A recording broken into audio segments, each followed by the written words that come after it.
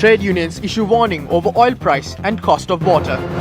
මේ නටන්නේ ඡන්දේ ඉවරනකන් විතරයි ආණ්ඩුව මිල වැඩි කිරීම 130කින් වක්කත් ඉක්මවන ඉන්දරමිල. වගකීමෙන් කියන ජල දාස්තුව ආණ්ඩුව 120 ඉක්මවන. The female state official who stood up against the imminent destruction of Queen's Isle in Negombo. මේක පරිසර පද්ධතියක් තමයි. මේ වෙනකොට ලංකාවේ අපේ ටාගට් එකක් තියෙනවා ඒෂියන් චැම්පියන් වෙන්න කඩලා Attorney General informs court that Ranjan Ramanayaka has held 63 telephone conversations with judges. Crisis between political parties deepen. ඉදන්නේ කාගේ වුණා පාකම් වලට මේ කරන්නේ. හිතන්න එපා ශ්‍රී ලංකා නිදහස් පක්ෂයට බයින් අයට දිනන්න පුළුවන් කියලා. ඉතින් ඒක නිසා ඔය මේ ගැටුම එච්චර සුන්දර ගැටුමක් නෙමෙයි.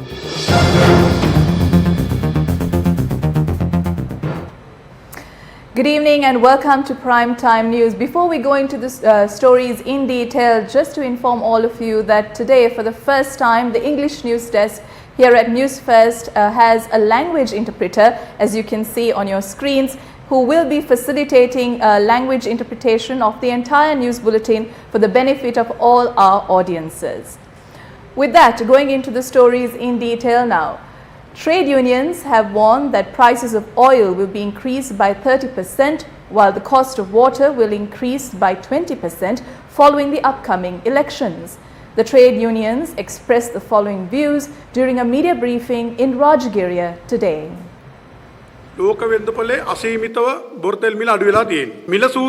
Prices of crude oil has gone down in the world market. If the price formula had been there, the prices of petrol and diesel would have gone down by 11 rupees.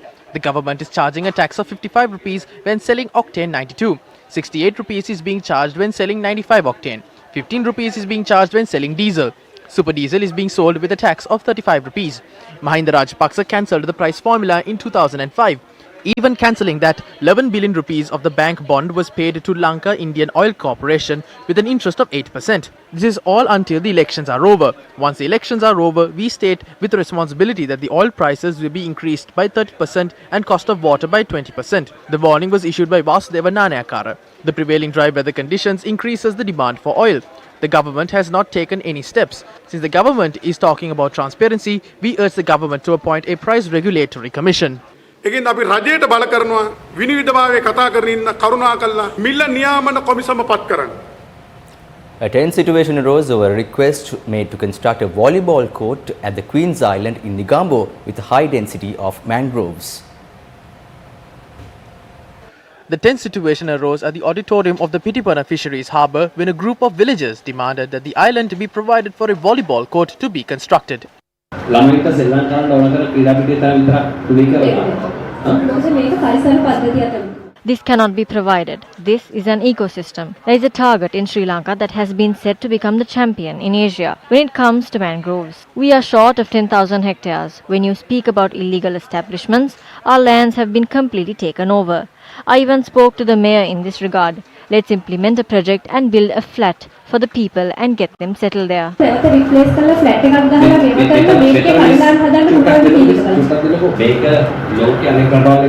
When compared to other countries in the world, ours is a small country. If we obey the law when it comes to wildlife conservation and coastal conservation, our people will not be left with a land to live. My suggestion is that you be a bit more flexible and resolve this issue.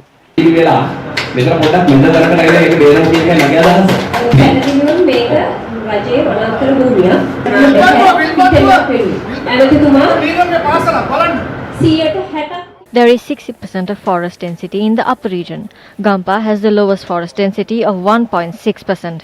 The wildlife owns only 18 acres. Even in that, we only have 1,086 hectares. Even these hectares of lands are being disturbed. Who is responsible? We don't have sufficient oxygen for respiration.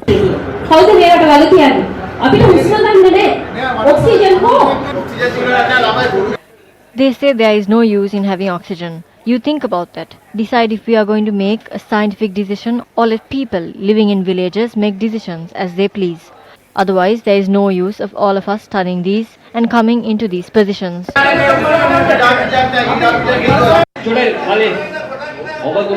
You represent the government. We cannot move forward while having conflicts with the people and fishermen. We have to do this in a friendly manner. So it is better if we can do this in a peaceful way.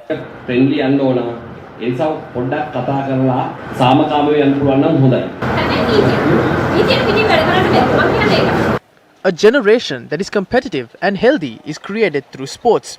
The mangroves are important to protect the estuaries, the banks and the ecosystem surrounding it.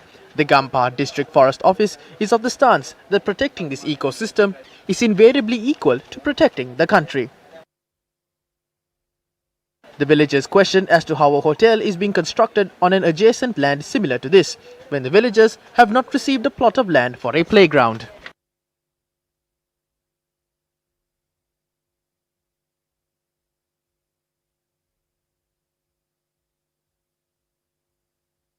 The state officials said that a 700 million rupee project cannot be carried out until the sand is removed.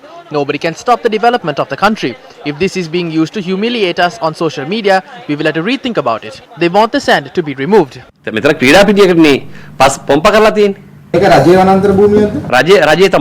රජය තමයි කියන්නේ කඩලාන හිට පැලවිච්ච තැනක් තියෙනවා ඒක ඒකේ අයිතිය තියෙන වන සංරක්ෂණ දෙපාර්තමේන්තුව. ඒතකොට රජය වනාන්තර භූමිය නිදහස් කරන්න පුළුවන්ද පිටකණයක් වෙන්න? නෑ නිදහස් කරන්න කියලා අපි ඉල්ලීම. No, we have not made a request to free it.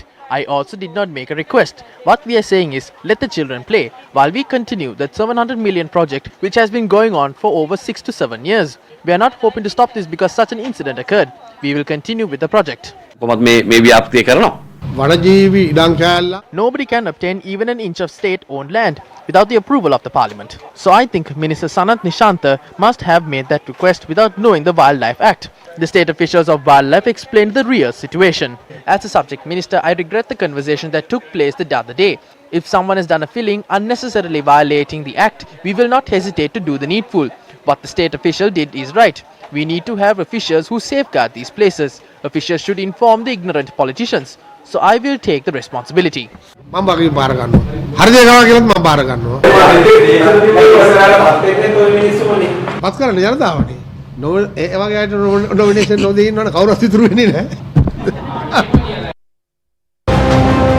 Political parties in crisis. Political turmoil in all the major parties is developing day by day. Now yesterday's crisis developed to another level as of now. And the UMP's political crisis took center stage today. This evening, the Jatika Helorume, Tamil Progressive Alliance and the Sri Lanka Muslim Congress announced that they would be extending their support to the alliance named Samagi Jana Balawegaya, led by Sajith Premadasa. The statement was issued jointly by the General Secretary of the Jatika Helorume, Patali Champika Ranavaka, leader of the Tamil Progressive Alliance, Mano Ganeshan, and the leader of the Sri Lanka Muslim Congress, Rauf Hakim. The joint statement points out that the government has already shattered the expectations of the people, adding that political revenge is being carried out while the country is being pushed towards an economic slump. The statement also notes that they bear the mammoth task of creating a force which would work in defiance of the government.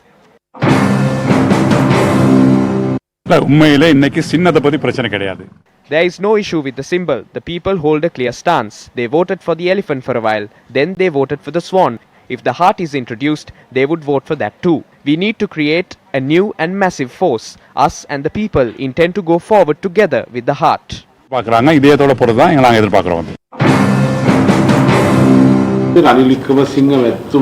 We did the same thing Ranil Wickremesinghe did to create an alliance with the UNP to contest the election. Now they are saying the election should be contested under the symbol of the elephant. That decision was made hesitantly. As the General Secretary, I suggested that we solve this peacefully. Let us utilize the symbol of the elephant to contest the election through our alliance. Then this issue will be solved.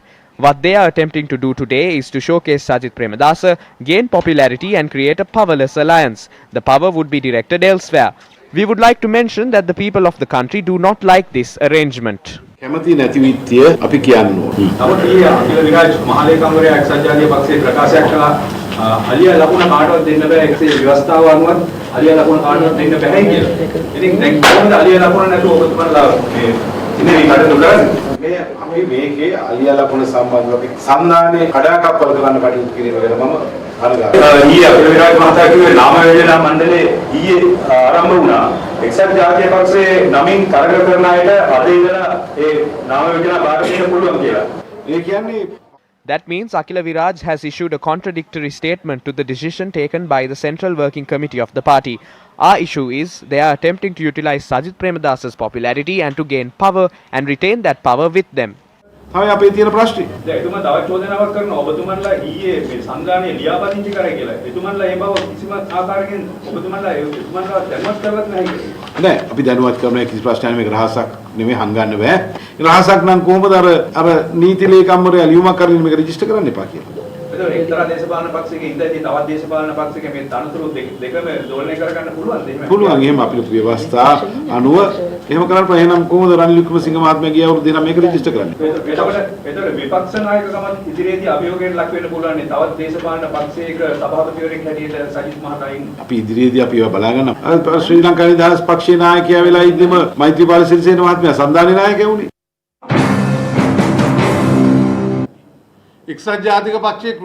This is an alliance created after approval was given for it through the Central Working Committee of the UNP. This is not something we created forcefully or in secret. If so, Ranil Wickremesinghe can become the prime ministerial candidate. Why should he nominate someone else?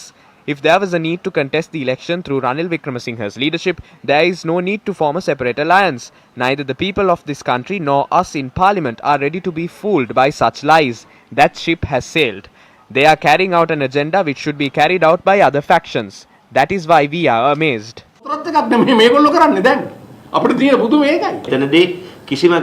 There is no issue here. A majority of those in parliament as well as those in provincial councils are willing to join this alliance and contest the election. The only issue we have is the one regarding the symbol. We can solve that in due course. We strongly believe the former Prime Minister Ranil Wickremesinghe would show some sort of leniency towards this in the future. There was a need to create a broader alliance than the United National Front, and therefore the Central Working Committee gave the go-ahead for it and appointed Sajith Premadasa as the leader.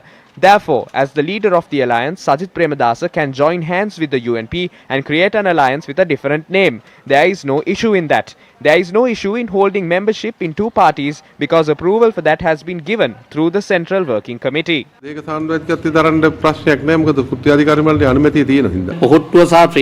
If there is anyone who is attempting to throw our parties into turmoil, the same way the SLPP and SLFP are currently in, I would like to tell them that we are not ready to agree to those. Certain agendas of the SLPP are also being carried out within our party. I am ready to reveal everything if the need arises. We cannot allow Sajith Premadasa to be toyed with or let anyone act in defiance of Sajith Premadasa. තුමා නටවන්නත් සජිත් ප්‍රේමදාස මැතිතුමාට අභියෝග කරලා කටයුතු කරන්නත් අපට ඉඩ දෙන්න බෑ. අපි කියන්න කැමති සමහර උදවිය හදනවා මේ වෙලාවේ. They are attempting to put Sajith Premadasa to the fore and through a back door regain power into their hands. I am against this. I know a majority in our party do not agree to this as well. The people of the country do not support this as well. The nation wants a change, a new leader and a new process. රට ඉල්ලන අලුත් වෙනසක්, අලුත් නායකයෙක්, අලුත් වැඩපිළිවෙලක්. Now, addition to the UNP having their own problems, the SLPP also seem to be having a crisis of their own. Seems that the UNP is weak and they have problems within the party. There is now a plan in motion to hand over the power struggle to the leaders, and they have started conspiring against the government through media. Most of the time our politicians are not aware of this while being tangled in many other things. They are living inside fairy tales. Therefore, we are not in a position where we can be happy. There is a breakdown in the alliances who joined us. There is no issue between us and the SLPP. About 1.5 million votes were obtained by our party.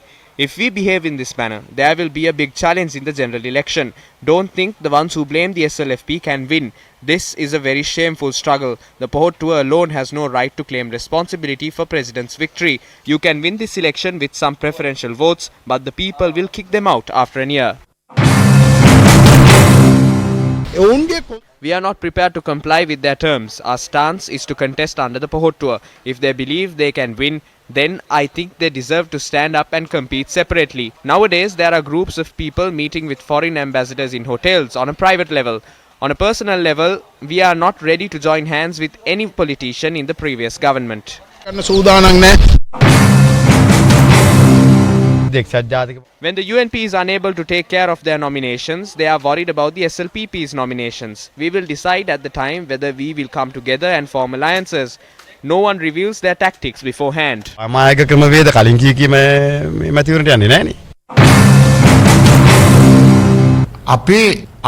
We are ready to embark on a new journey with any team that respects our principles and accepts our principles. එක්ක ගමනක් යන්න සූදානම්. ශ්‍රී ලංකා නිදහස් පක්ෂයේ සම නායකත්වයට සම සභාපති මේ වගේ කරුණු කාරණා මම හිතන්නේ I think it must be a made-up story. I remember when Maithripala Sirisena was sworn in 2015, he said he would retire after 4 years and never come back to politics. නැවත දේශපාලනයට එන්නේ අපි අවුරුදු 4කින් යනවා. Several protests were held in Colombo today.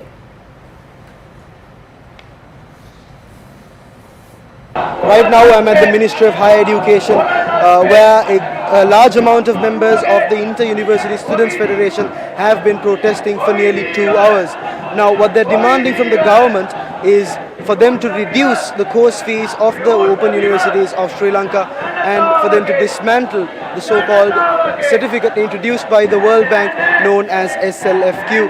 And on a similar note, they're also demanding from the government to increase university grants immediately. I'm Senator Senanayaka reporting for Newsfirst. The Inter-University Students Federation carried out a protest march in Colombo today.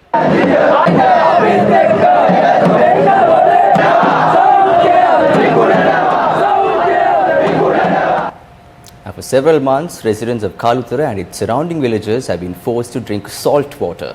This salt water is being distributed by the National Water Supply and Drainage Board. The National Tsunami Early Warning Centre says that the earthquake occurred in the sea around 240 kilometers southeast of Hambantota at around 2:34 this morning. They informed the public that there was no tsunami risk in the 10-kilometer seabed. However, the quake was felt in Matara, Deyandara, Polhena, Ambalangoda and Kinya. We apologize for the technical difficulty. We go back to the previous story. For several months, residents of Kaluthara and its surrounding villages have been forced to drink salt water. This salt water is being distributed by the National Water Supply and Drainage Board. This problem arose because salt water being mixed into the Kaluganga, which supplies water to the entire Kaluthara district. According to the National Water Supply and Drainage Board, the conductivity of the water they distribute should be less than 750 micrometers per centimeter. It is the standard of water in Sri Lanka, and the conductivity of the water distributed to the Kaluthara district is very high at 7,000 to 11,000 micrometers per centimeter. This water is not at all suitable for consumption. The public point out that the water cannot be even used for other purposes. We went to the Kethena water pumping station in Kaluthara to find out more on the situation. The Water Supply and Drainage Board points out that the substandard water is being distributed at the request of the villagers. ජලය අප මෙම ස්ථානයේ පරීක්ෂා කරා. මෙම ජලයේද අධික ලුණු රසකින් යුක්ත වෙනවා. ඉතින් මේ ජලය තමයි ජනතාවට මේ දිනවල භාවිතා කිරීමට සිදු වෙලා තියෙන්නේ. Although this water is not usable, it has not reduced water consumption. The Kethena water pumping station is situated 10 kilometers from the sea. The public point out that salt water has been mixed into the water. The general public accused the current situation arose because of a short-sighted measure during a recent flood to enlarge the mouth of a Kaluganga in order to reduce water levels and sand mining. Due to sand mining, the level of the river is below of sea level. Therefore, the enlarged mouth causes large amounts of seawater to flow into the river. Mining sand to expand the mouth of the river prevents it from regenerating naturally, because when the sand is mined, the sand doesn't come from the water to reshape the mouth of the river.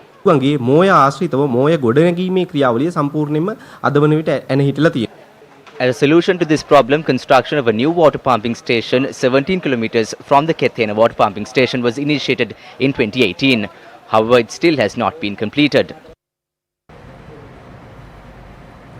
An earthquake occurred in the southeastern seas of Sri Lanka this morning. Its magnitude shown on the Richter scale was 5.4 magnitude. The National Tsunami Early Warning Centre says that the earthquake occurred in the sea around 240 kilometers southeast of Hambantota at around 2:34 this morning. They informed the public that there was no tsunami risk in the 10-kilometer seabed. However, the quake was felt in Matara, Deyandara, Polhena, Ambalangoda and Kinya. At around 2:30 to 2:45, the bed started to shake. It was there for about 10 to 15 seconds. I woke up early because I had a higher, so I heard it. After that, all the pots and pans started to fall. The earthquake occurred on the new plate boundaries. The formation of new plate boundaries we mentioned before has reached its final stage of formation, which means more earthquakes could occur in this area in the future. Usually when an earthquake takes place, primary and secondary seismic waves occur. This might just be a shock from a primary wave. Due to that, in the coming days, we might experience minor earthquakes. The administration of Philippine President Rodrigo Duterte said it had formally delivered a notice to terminate the visiting forces agreement to the United States. Foreign Affairs Secretary Teodoro Locsin Jr. tweeted that the Philippines' Deputy Chief of Mission to the US Embassy has received the notice of termination of the VFA. Termination of the accord will take effect in 180 days unless there is a compromise during that time. As the President said, it's about time we rely on our own resources. We have to strengthen our own capability as a country relative to the defense of our land. President Rodrigo Duterte's spokesperson Salvador Panelo added it was done in order to be independent from Washington in military affairs.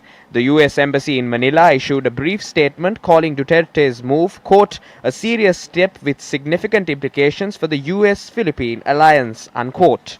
A visiting forces agreement is a version of a status of forces agreement that only applies to troops temporarily in a country.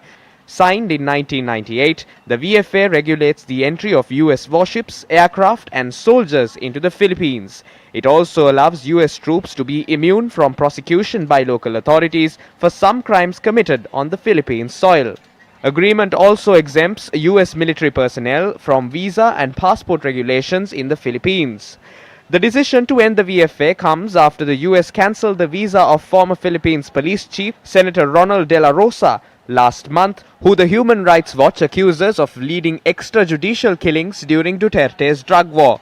The Philippines and the US have two more major military agreements: the Mutual Defense Treaty, which states that each country would come to the defense of the other in case of an attack by a foreign country, and the Enhanced Defense Cooperation Agreement, which allows the US military to use and control 5 bases in the Philippines. Speaking to Newsfirst, Professor Manik Wakkubura said leaving a long-term agreement as such can have an impact on both countries. The recent decision about withdrawing from the military agreement which held between United States of America and Philippines is a very interesting turning point to international affairs. We have evident number of integrated military structures over the period of time. Philippines and United States of America has been a great alliance since the end of Second World War. Newsfirst previously reported on a similar agreement that was being negotiated between Sri Lanka and the United States. Last year, answering a question on a social media platform, the US Ambassador to Sri Lanka, Elena B. Teplitz, confirmed that the US government is in the process of negotiating the Visiting Forces Agreement with Sri Lanka. There were agreements that were signed or were to be signed between the United States and Sri Lanka. Those agreements were, for example, the AXA, SOFA, and the Millennium Challenge Cooperation Compact. We saw how ships from the United States anchored in our ports. We saw how aircraft from the United States arrived in the island. There were also reports and suspicions that these agreements and these interferences may be detrimental to Sri Lanka. Now, what action have we taken against this? The Philippines, of course, were very firm on their stance. They were very clear as to what exactly they wanted. So when will Sri Lanka stand up against these detrimental agreements and do something that is actually beneficial to the country? But important is that we look at lessons outside the region, lessons outside the country, and understand what are the challenges that can be occurred based on these agreements, and what can we grasp from their lessons. If we try to manage our agreements effectively, and if our political leadership and the bureaucratic leadership is sufficiently aware of what we should be doing and what exactly Sri Lankan national interest in future terms to safeguard its sovereignty and national integrity, I think we don't have to be worried too much. My worry is that we have not managed some of the agreements that we have signed due to lack of efficiency, lack of accountability, and the skills that we should be using in effective implementation of them in order to grasp the opportunities and leave the defects.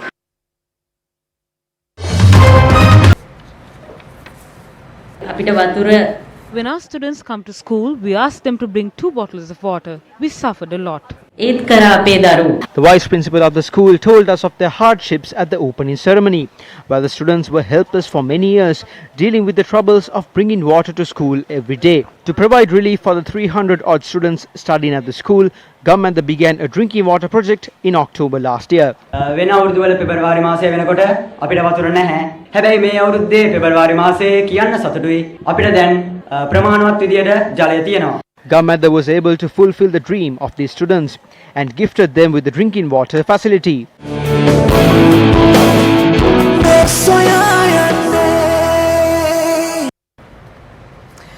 Well, a short while on our news bulletin tonight, we had a story about a tremor that was felt in several locations in the country as a result of an earthquake. That occurred in the southeastern seas of Sri Lanka. Now, the quake was felt in Matara, Deyandara, Polhena, Ambalangoda and Kinya. The footage depicted a house that was damaged. The residents of the house claimed that the damage was caused as a result of the tremor that was felt. However, Newsfirst has not been able to independently verify the accuracy of this claim or receive confirmation from the Disaster Management Centre or the National Building Research Organisation regarding the same.